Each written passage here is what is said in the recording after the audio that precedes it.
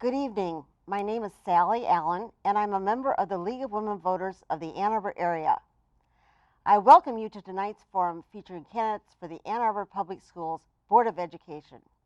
The candidates will be on the ballot in the general election on Tuesday, November 6th. We are broadcasting from the studios of CTN in Ann Arbor. The League of Women Voters is pleased to sponsor these forums.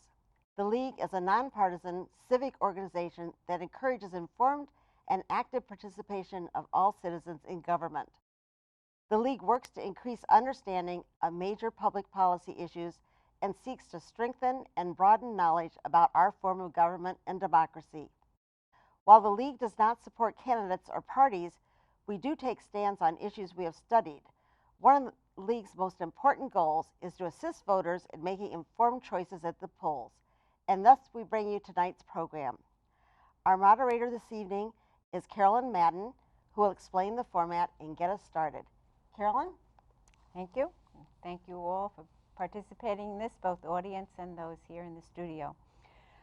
There are 4 open seats for the Ann Arbor School Board, and we'll begin the first forum with the 4 incumbent Ann Arbor Public School Board members, followed by a forum for the 4 new candidates running for the open seats.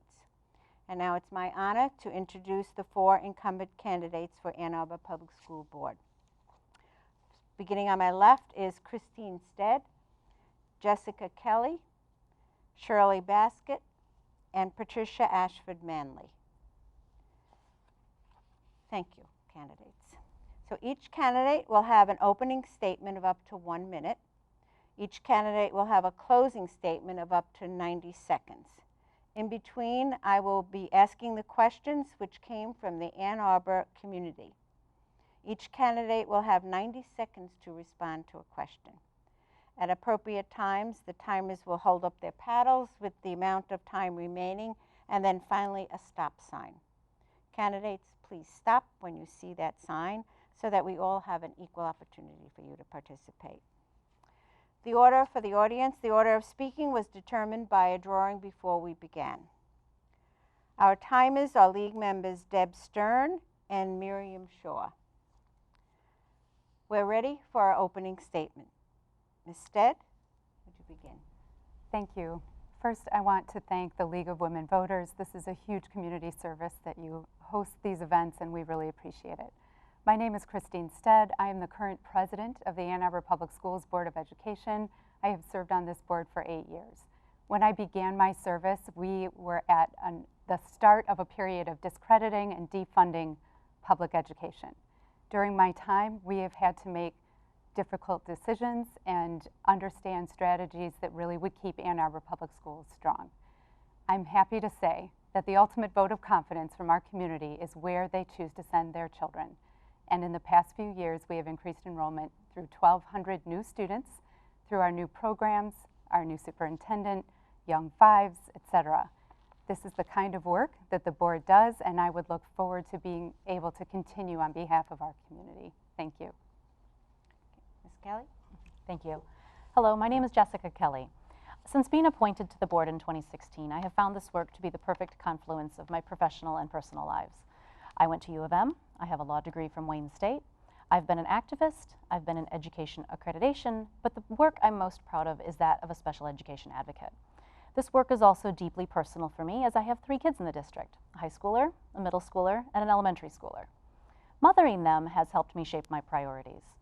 1, we must eliminate disparities in achievement and discipline so that we can say equity is a true priority in Ann Arbor. And we must treat our teachers and our staff members with respect, reunionizing all of our employees. To do these things, we need adequate public education funding. So I have been in Lansing and DC talking to our lawmakers about ways that they can adequately fund public education, and I want to continue fighting for our schools. So I hope that you'll vote for me, Jessica Kelly, on November 6th. Thank you. Ms. Baskett? Thank you. Thank you to the League for hosting us this evening. I am Susan Baskett, and I ask for your vote so that I may continue to lead the path to academic excellence for all students. I was one of those students. I'm a Pioneer graduate. I'm a child of an immigrant. I received special education services. Our good schools made me a leader. Excellent schools require strong leadership, In 2003, I was asked to run for the school board because things were in a tizzy then and not focused on students. Now, years later, I want to continue my service because I am still passionate about the work and I believe I'm the most qualified candidate in the race. I'm qualified because I have over 15 years of working on achievement for all students. I have relevant training. I have worked with civic and local community members to get things done in our community. And I have a personal history of challenges and successes in our district. These are just a few qualifications that I believe warrant your support, and I look forward to sharing more tonight. Ms. Manley? Hello, I am Patricia Ashford Manley, and I am running for re-election as a trustee on the Ann Arbor Board of Education. I am an experienced, passionate, committed educator leader who loves children. Prior to my retirement in 2011, I served as a teacher, counselor, coach, class administrator at Huron High School, and principal of Thurston Elementary School. These experiences and my desire to continue to help young people led me to run for the Board of Education in 2014. My tenure on the board has been one of listening, learning, and doing. I believe my experiences and dedication as a board member makes me most qualified to be reelected. Thank you very much. And now we'll begin with our questions, and we will begin with you, Ms. Stead. The first question, I will read the questions and not repeat them unless you ask. Okay, I'll be happy to do that. You've all been serving on the board and have felt it is important to continue in your role. What issue is it that, or issues is it that you are working on, or one that needs to be addressed that makes it a priority for you to continue to lead the district? Ms. Stead? Thank you for that question. When I opened with the remarks about just the state of our public education in the state of Michigan, that has not changed. And I don't believe that will change anytime soon. Doris Kearns Goodwin released a book on Tuesday called Leadership in Turbulent Times, and I feel, in fact, we are in it. The kinds of struggles that some of our students have had in the past may get worse. I believe inequity will be exacerbated with the leadership we have in DC. I believe that some of the challenges our students have been exacerbated already by our funding policies and policies in general. We have a third grade reading law that will require us to retain third graders next year. This is the kind of work that we know we must do better. We made a promise to our community that no third grader will be held back because of that law. That's the kind of work that we need to do to continue looking out for all students, closing the achievement gap, making sure there's an excellent teacher in every single classroom, and continuing our advocacy work in Lansing and DC. It will not be easy to put $4.5 billion back into the school aid fund. And I have proposed changes for Proposal A and how we fund our schools that I think will be important to, if we have the opportunity, work with Democrats in Lansing on how we might actually do that and position the state of Michigan to be a top 10 state again. We are not that right now. Thank you. Kelly? Thank you for this question. I've really boiled my work down into three things that I want to focus on in the future. One, of course, is equity. We have some of the highest achieving students in the country in this district. But despite good efforts, systemic changes to bring the disparities in achievement and discipline down over the past 5 to 7 years, a few still remain among our most vulnerable student groups. As a special education advocate, I am uniquely qualified to look at what the next step needs to be to break through that barrier that we've got to with systemic changes.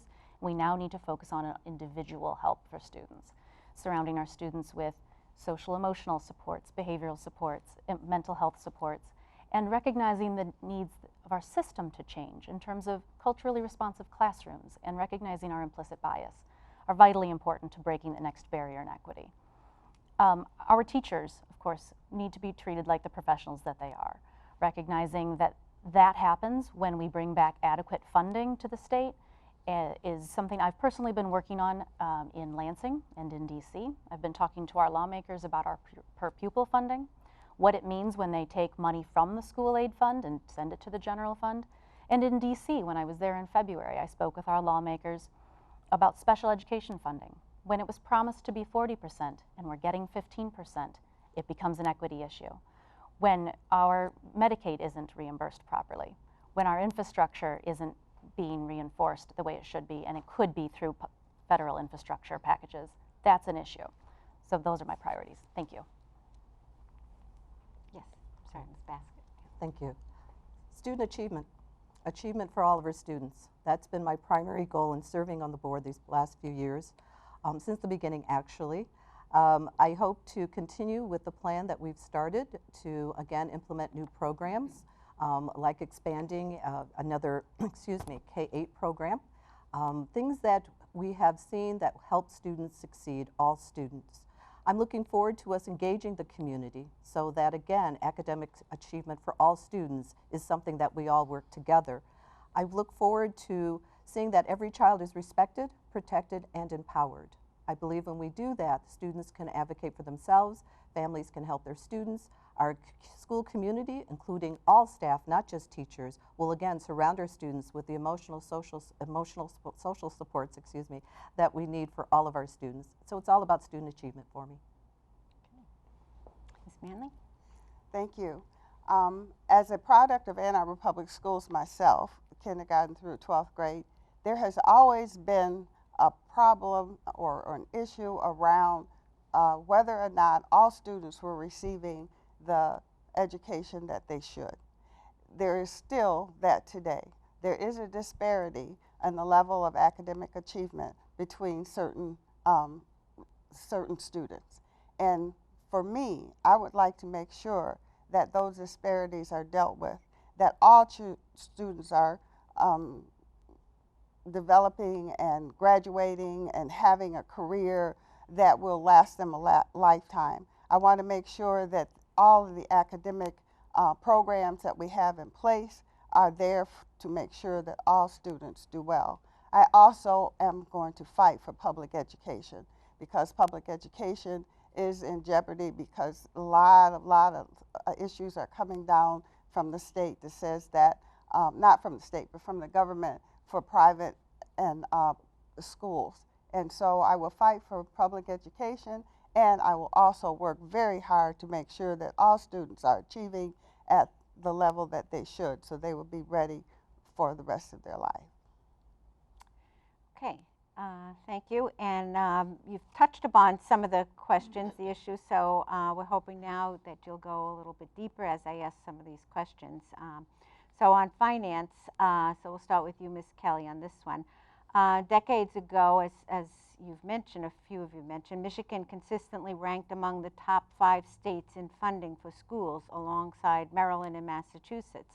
Most recently, Michigan is ranked 34th in education funding nationally. So as a trustee, what new or next steps can the Ann Arbor Public Schools implement to effectively advocate for additional state funding for K through 12 education? Thank you. As I mentioned in the last question, this is an issue I've been specifically focused on. The scarcity issue has been manufactured by Lansing. Whether it's been a good economy or a bad economy, Lansing has failed to invest in education. That issue was obviously compounded during our recession and made our district really struggle financially. We have come out of it, in a sense, because of our voters. Our voters here support public education. We have the most highly educated city in the country, and it shows when we ask for a bond for technology. It shows when we ask for a sinking fund to take care of our infrastructure. It shows when we ask for a millage to take care of our special education and general education students. Ann Arbor is wonderful because of our people that are here and the support we get from our community. That is not necessarily the luxury that our neighbors have. In communities that can't or won't pass similar taxpayer-funded ways to support public education, they rely on that state per pupil allowance, as does Ann Arbor. And it becomes then, of course, again, an equity issue. When schools of choice are open and it allows students to choose where they're going, when charter schools are going without oversight, without accountability, without the same requirements to take care of its teachers and its retirees, those issues all contribute to this manufactured competition and this manufactured financial scarcity that is not serving Michigan's public school students or its public school employees. So I would continue to speak with lawmakers in Lansing about those funding issues and continue to speak with lawmakers in DC to bring back those other parts of funding. Thank you. Thank you. I would say there are 4 things that we can do. First of all, continue to educate our legislators. With term limits, unfortunately, there's a constant turnover with our legislators, and so we have to constantly educate them about how we are impacted by the decisions that are made there, including fighting back unfunded mandates. For example, the EpiPens. Yes, every child who needs one desperately needs one, but their families would have provided those EpiPens. But instead, we are required to have 2 in each school, which requires training. And although it may seem like a small amount in the budget, that continues every single year. And those EpiPens remarkably went up in costs. The other thing I would look at, again, is mentioned expanded use of our sinking funds. The financial tools that we have currently, let's look at expanding those uses to other things besides what's currently limited. And then I would look at, again, continued collaboration across our county and our statewide. We've had some history with that, not very successful, such as the transportation, for example, but let's look at how we can leverage our resources across our district and maybe a region, if you will. We have to get smarter as a district. We have to look, again, for all resources, but we also need to advocate for ourselves as well as our neighbors. Thank you. And I just want to make sure that I did introduce you correctly, that your name is Susan. Yes. Susan Basket, not Shirley Basket. Sorry Thank you. for that. Okay, Ms. Manley? Could you please repeat Sure. the question? It's been 3 people. Yep, absolutely. Decades ago, Michigan consistently ranked among the top 5 states in funding for schools alongside Maryland and Massachusetts. Most recently, Michigan is ranked 34th. And so as a trustee, what new or next steps can the Ann Arbor Public Schools implement to effectively advocate for additional funding, state funding for K through 12? Okay. I would say that we would start with using the funds that we have already. We have past bonds and millages that are helping our district to get more equipment and to fix the infrastructure. I would say that Michigan as a whole may be ranked that low, but Ann Arbor is not. We have quality education in Ann Arbor Public Schools, and we continue to implement things such as our International Baccalaureate World Schools program that is pre-K-12. And next year this year, we will be adding on the career component to that. Ann Arbor continues to set up programs to do better. We are within the state though, so when the state is ranked low, people assume that Ann Arbor is too, and we are not. And I think we need to do a better job of getting that across. Yes, we do have to advocate at the state level to get more per pupil funding, and we have to be creative in other ways to get funding, because there's still a lot to do as far as programming and putting things in place that will help our students. We have to do a better job in educating our parents and staff so that they too can advocate at the state level. Okay, our next question. Do I get to answer that question? Okay. Sorry. That's quite all right. I was happy to go last anyway. Yeah, I know. Well, when I get to the end. Sorry. Thank you.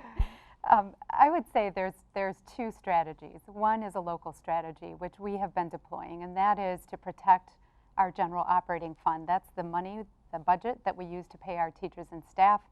Because of enrollment growth, we have been able, and millages, those 2 strategies have allowed us to improve salaries and benefits for all teachers and staff in our district the last couple years in a row. No other district in the state can say that. What we really need to do, however, is look at Proposal A, protect the school aid fund for what it was initially intended for, which is K-12 funding. $4.5 billion have been diverted from K-12 into community colleges, universities, et cetera, and other needs.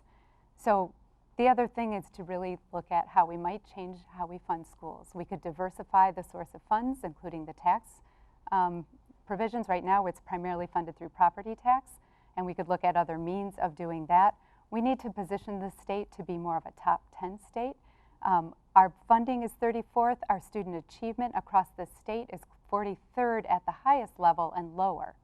So when we look at what it might really take to reconcile decades of damage that our state has done to public funding, this is a lot of work, but we can do it. We have a wonderful network of economists, tax policy experts, et cetera, and that's where the bulk of the work should be. Thank you. Okay, she's going to help me keep on track. Okay. Okay, Ms. Basquette, you'll have the next question. So Ann Arbor is a town characterized by both privilege and need, with 1 in 4 students coming from poverty, 1 in 10 coming from a home where English is not the first language spoken, and 1 in 10 with needs documented on an individual education plan. So in what specific ways will you as a trustee ensure that all students are learning to their highest potential, and so that we can continue to reduce disparities in achievement outcomes across traditional underserved groups of students? I start with talking to that community, those communities. I'm of that community. I was the poor kid. I was the funny speaking kid because my mother's from the Philippines and my stepfather had this deep Tennessee drawl. So by the time we got to school, no one could really understand us. And unfortunately, that led us to be labeled, and that actually put me as a kid in a position where I was afraid to talk to adults. So adults didn't know how smart I was. So by their standards, I got dumber and dumber. Okay? It's important that families understand what their students are going through. When we talk about, again, first language English speakers, when we talk about being impacted by poverty, looking at our PTOs. So I often go into the communities, such as, again, I still live in those communities. I talk with my neighbors who may have been in this country a long time or just got here yesterday, so they can understand what resources our schools offer.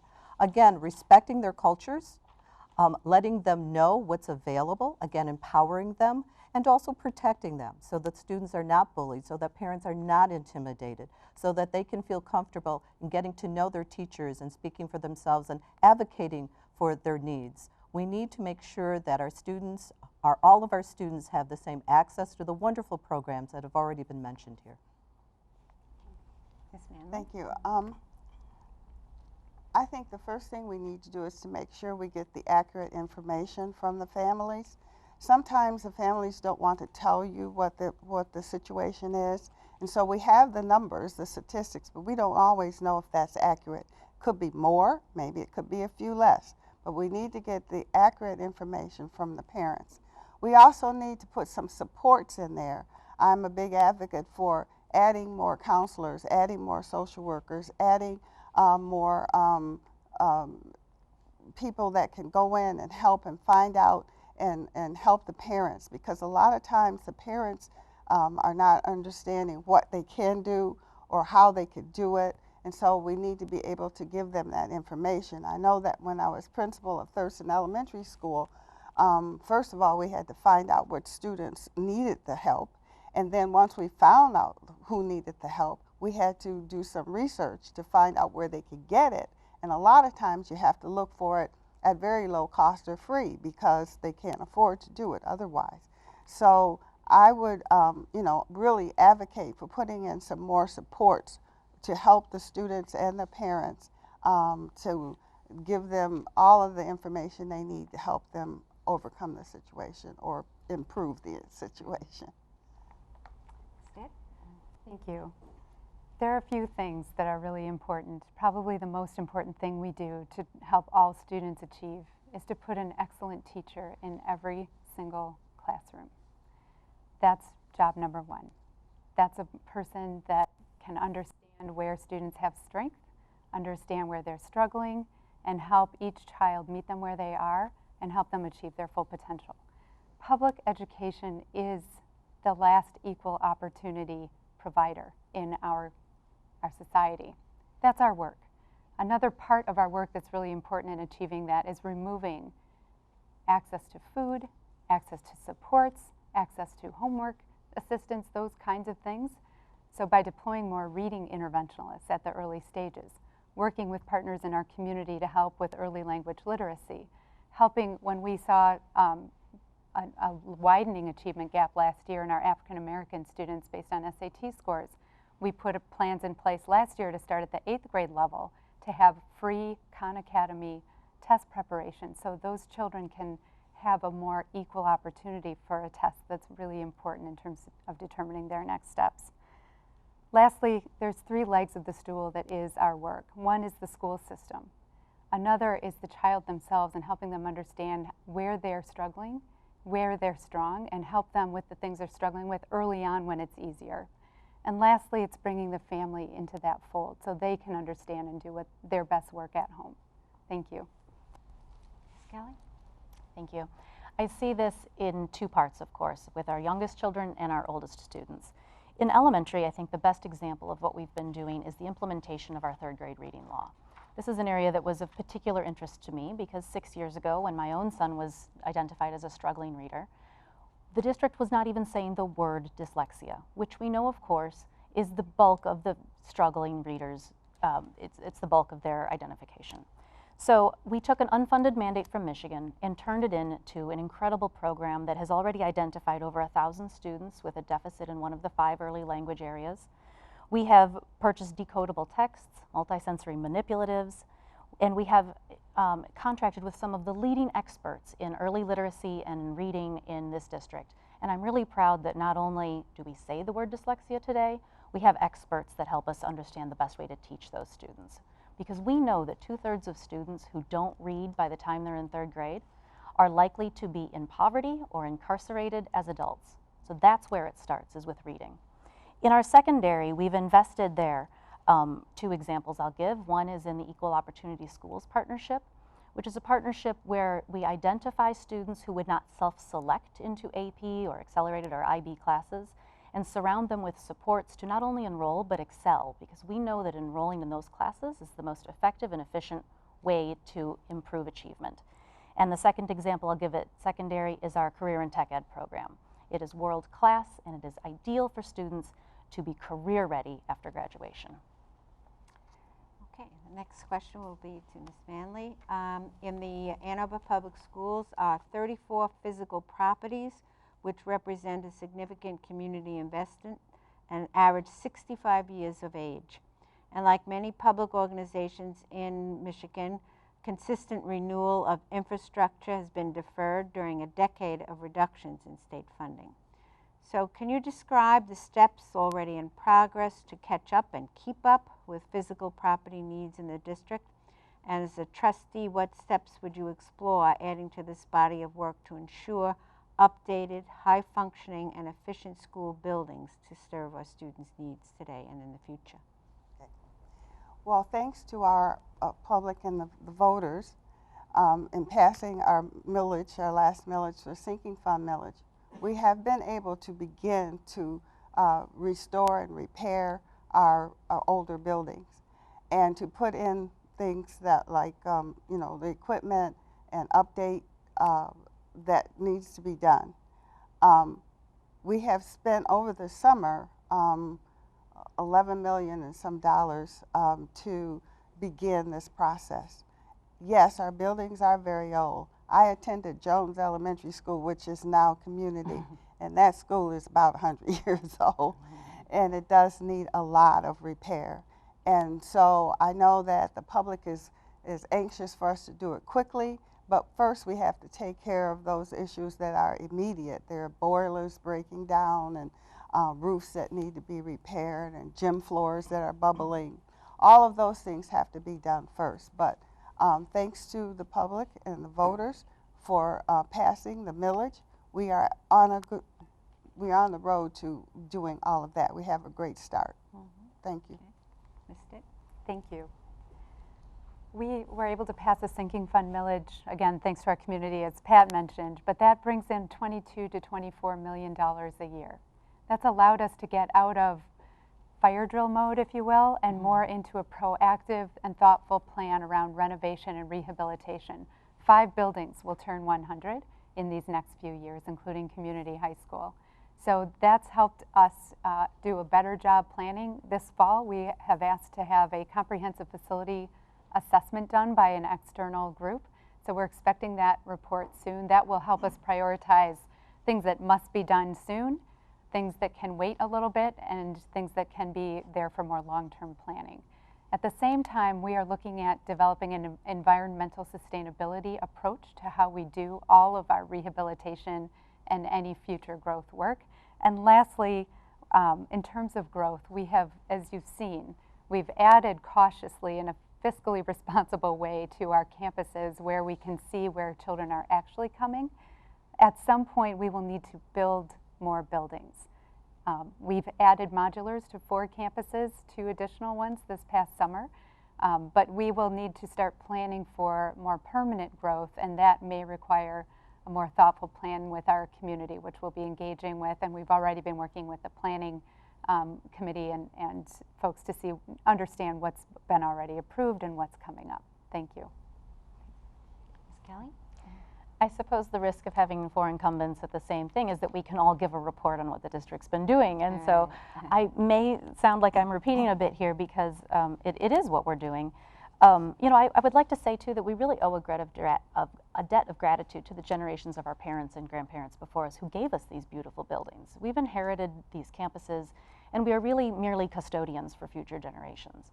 So, you know, I love the fact that our voters are so supportive of things like a sinking fund to help us maintain and be these good custodians. Old, poorly maintained buildings, of course, have negative effects on the daily lives of the people who spend their days in them. They have a constant crisis management that negatively impacts our budget, and frankly, they're hard to insure.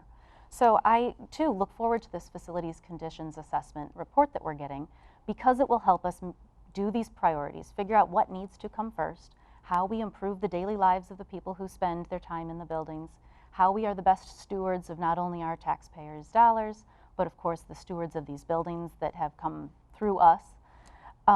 And I think that it's really important to keep an eye on the idea of using that money in an environmentally sustainable way, because that is another way that we are paying forward to future generations.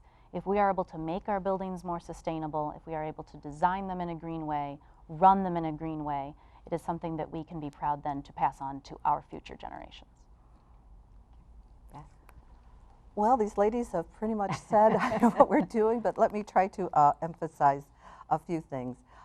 Shortly after I got on board in 2003, the community supported the building of Skyline and every building getting a little bit of money to do something.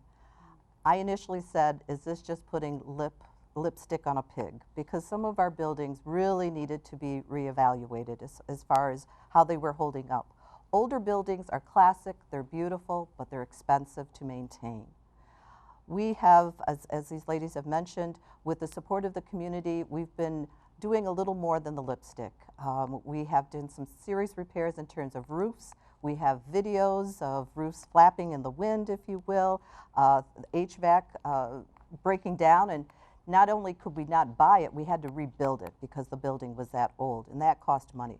But now we're also getting to the point, which I really appreciate, in making our buildings and our outsides look prettier. Our tennis courts, for example, they were shameful. Now you go to our schools and it's something to be proud of. We are, as others have mentioned, reviewing all of our facilities, and that really needs to be done.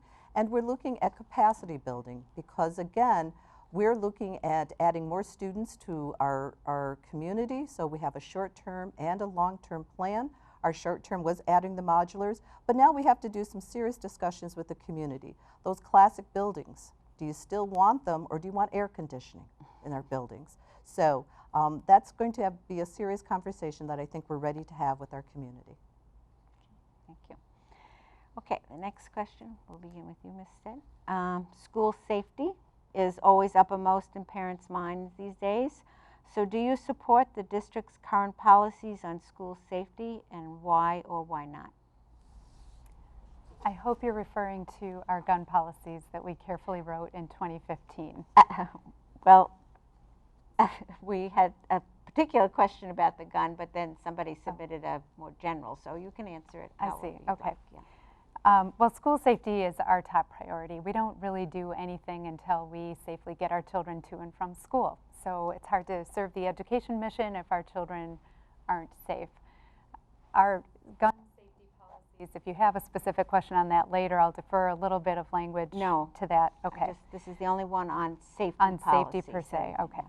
So in 2015, we did take an earnest effort to write policies that we believed would stand the test of law, and they have.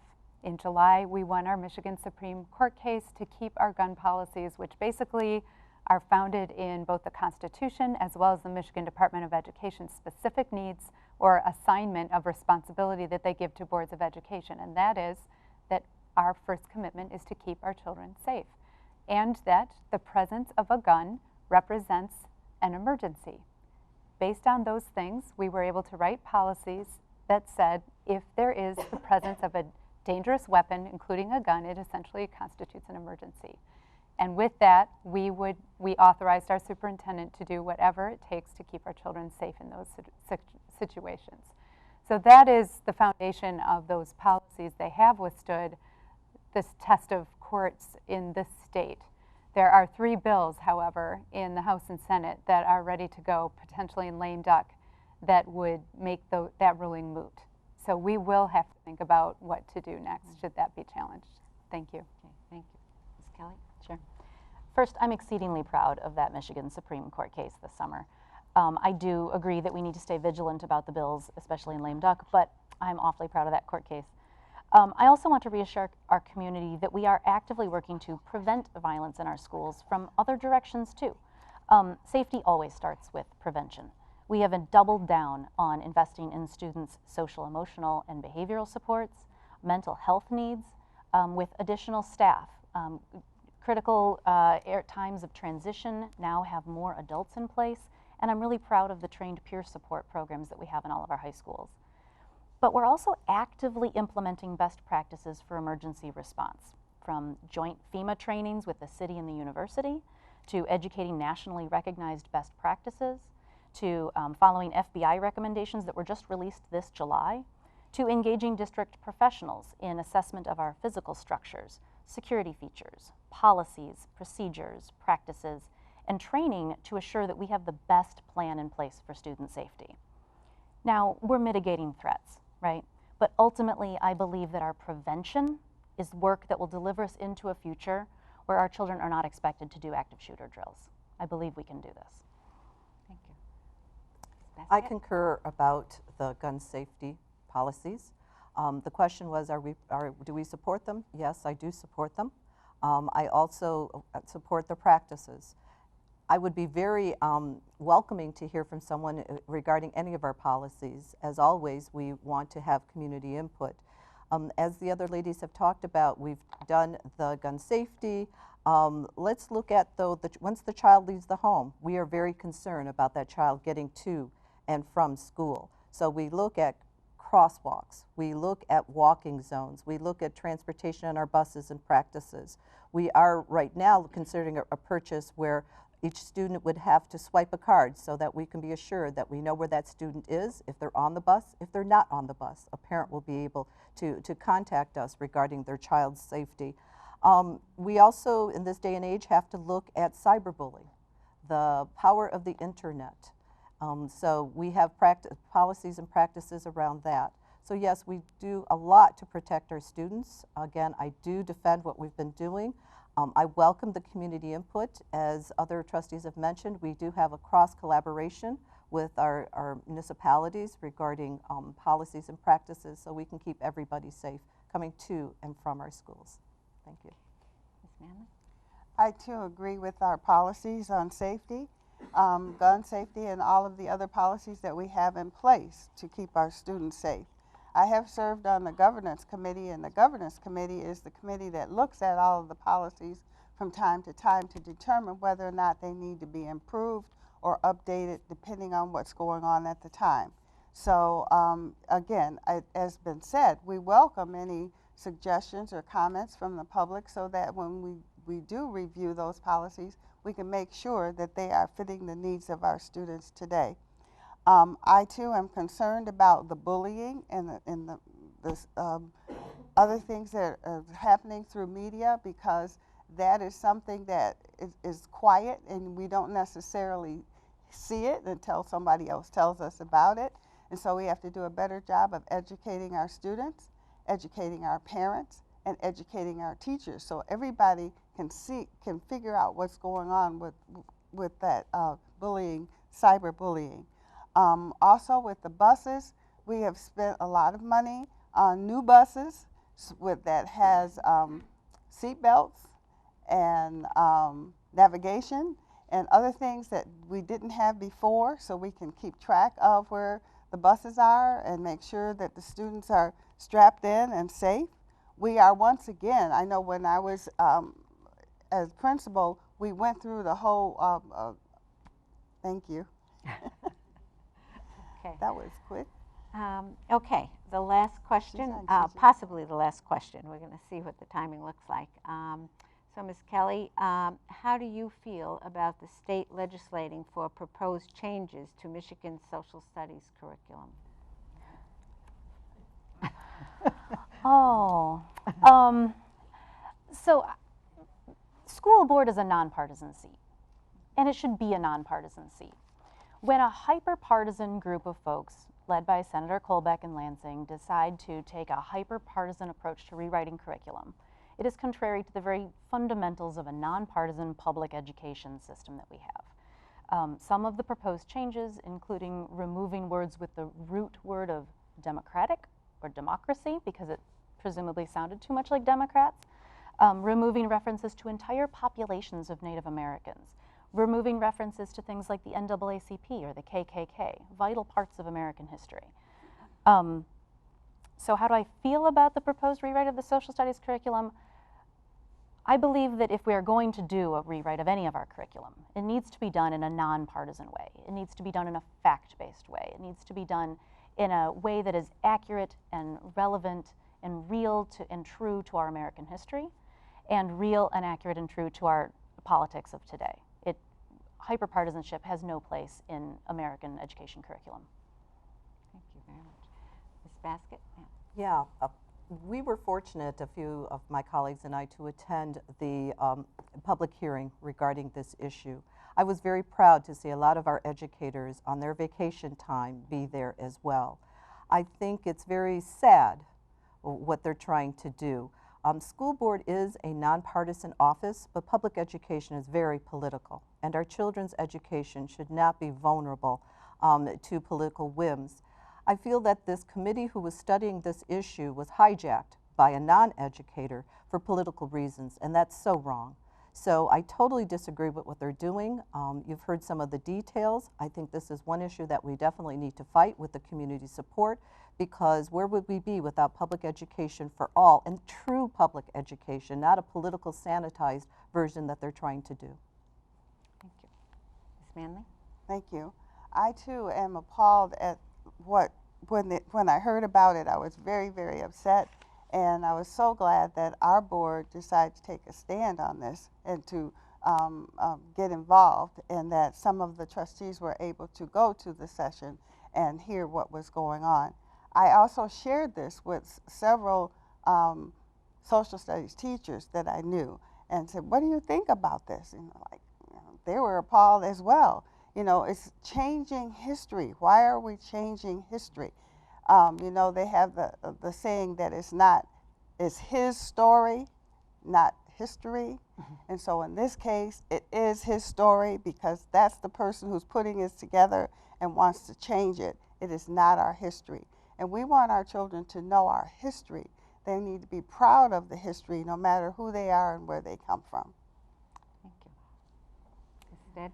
Well, I was outraged when we found out about this, and it was interesting the timing of it.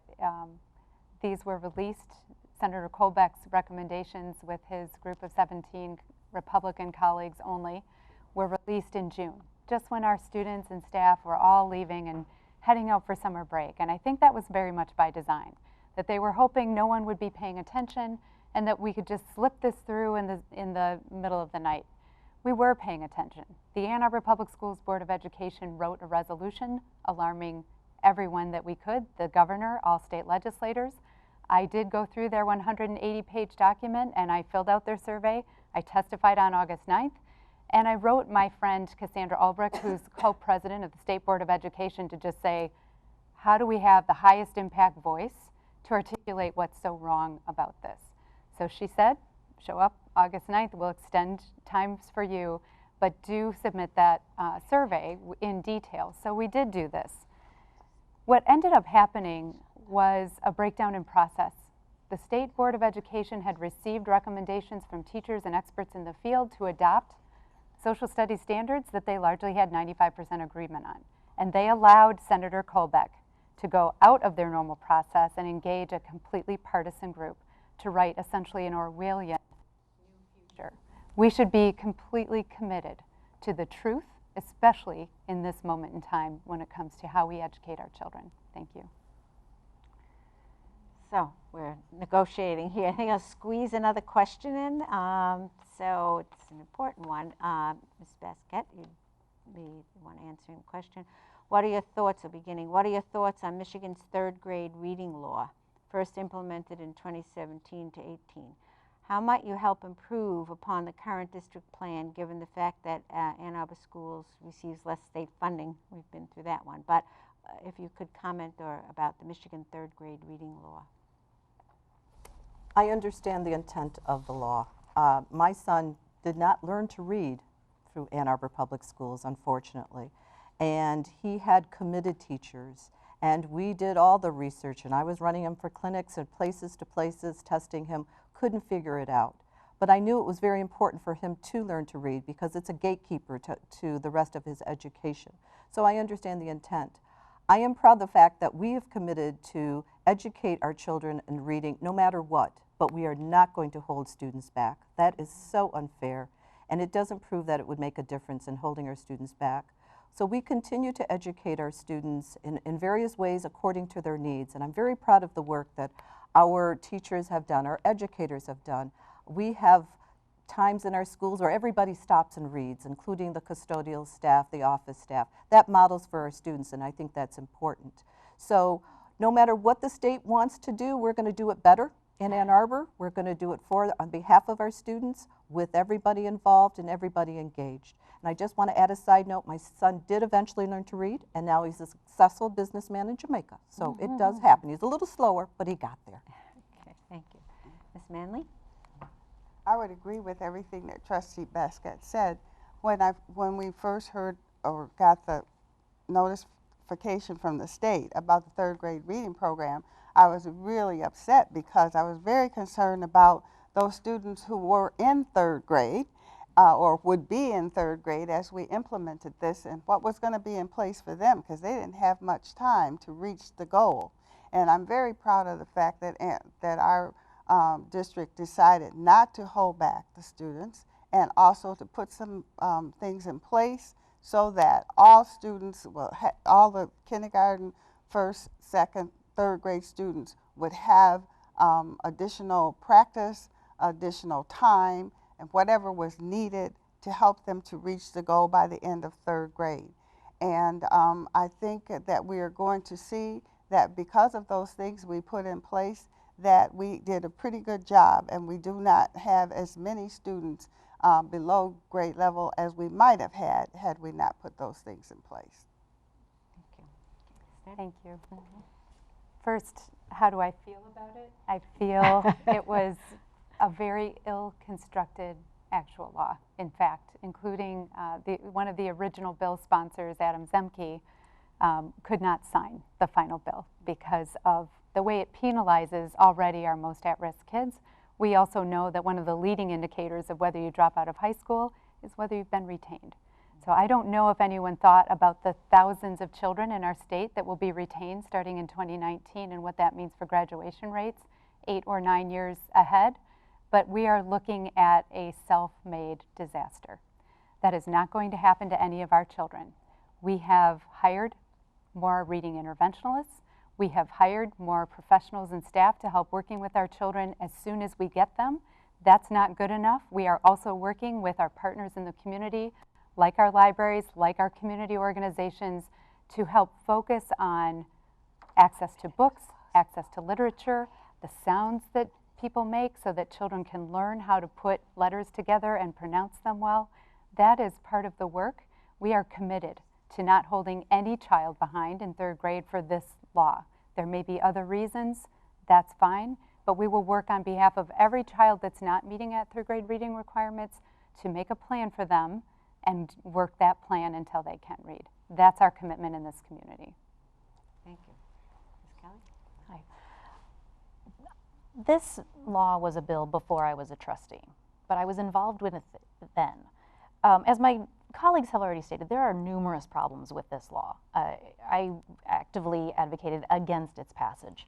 However, in those conversations, when I went to committee hearings and when I had numerous conversations with lawmakers before the final vote, it was a way to say, well, if this bill is going to pass, let's at least change it to be better. And so while they wouldn't include the word dyslexia in the bill, I was able to help lawmakers understand the need to have the intervention for these readers be systemic, sequential, explicit, and multisensory, which we know is the best practice for students who are struggling with phonological and other impairments in those early literacy skills. I am now a trustee. I am now part of the decision-making group here that implements this, and I'd have to say I'm very proud of the way, as my colleague said, we have implemented an unfunded mandate that has a lot of problems.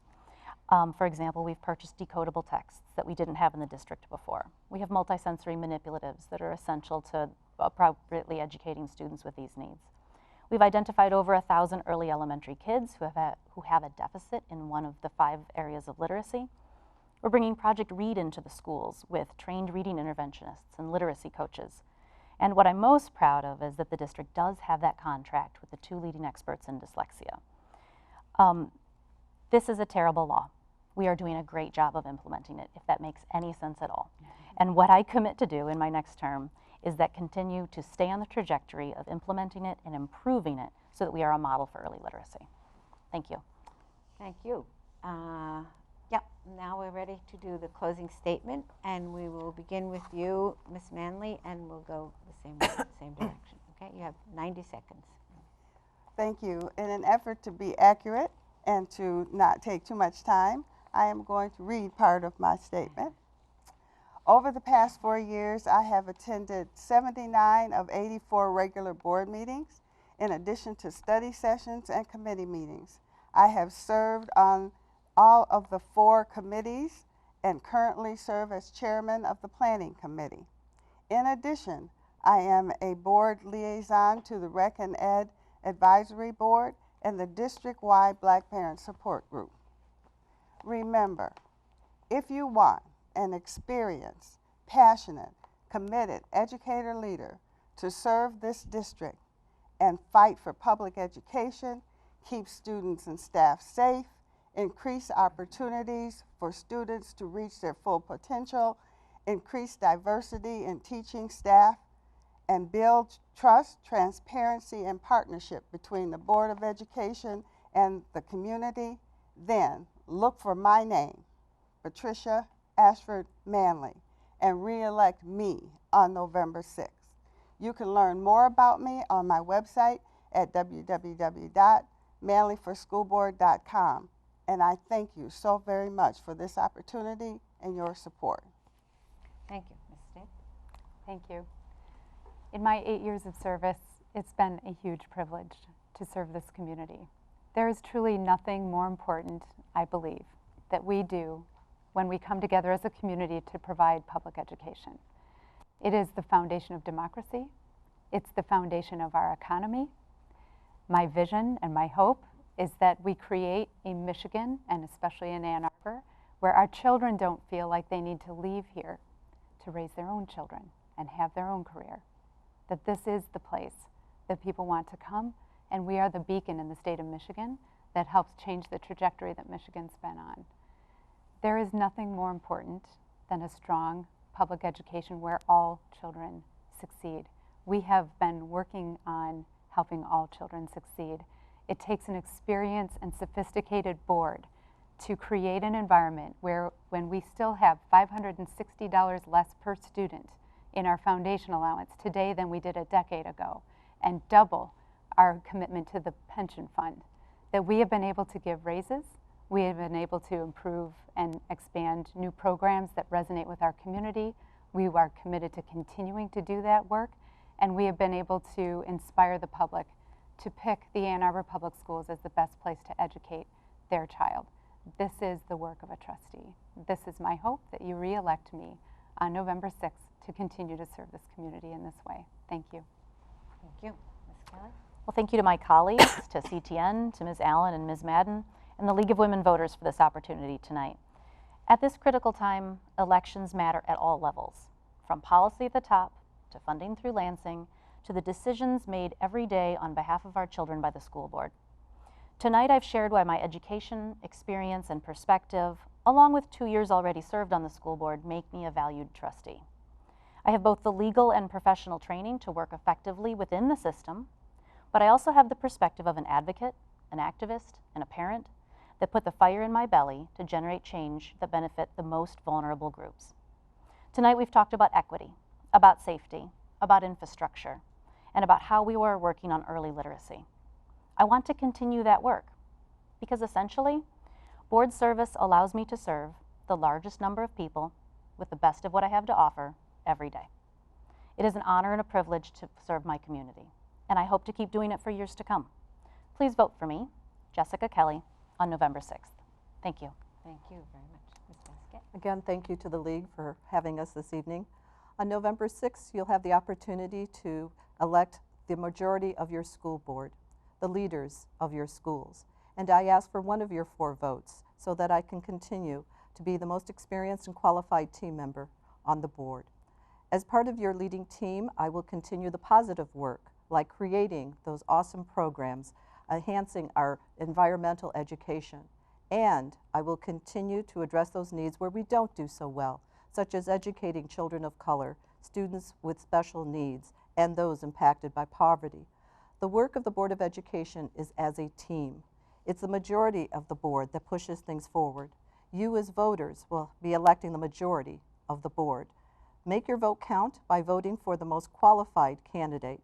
I am the most qualified candidate because, as I said, I'm a proven player who's done her homework, who's trained and experienced and gets things done. I will continue to represent everyone in the community, not just a particular interest group or one issue. And very importantly, I will carry out the full responsibilities of an elected board member. I bring no inherent conflict of interest that will require me to recuse myself from those key decisions. You will get the full return of your investment of your vote in me. Again, I'm Susan Baskett, the most qualified and consistently committed to our students. For information more about me, please look at baskettforboards.org or simply give me a call. Thank you. Thank you very much. And Sally would do our closing statement. The League thanks the candidates for participating in tonight's forum, to those who contributed questions, and to CTN for making this program possible. These forums will be rebroadcast on Channel 19 a number of times between now and the election. They are also available on demand for streaming on your computer or smartphone. Go to our website, lwvannarbor.org, and look for the link to the programs. Please urge your friends and fellow residents to watch these forums too. For additional nonpartisan information on candidates and ballot issues, go to vote411.org, the League's voter resource guide covering local, state, and federal candidates and current proposals that will appear on your ballot. And please, don't forget to vote on November 6th. Thank you.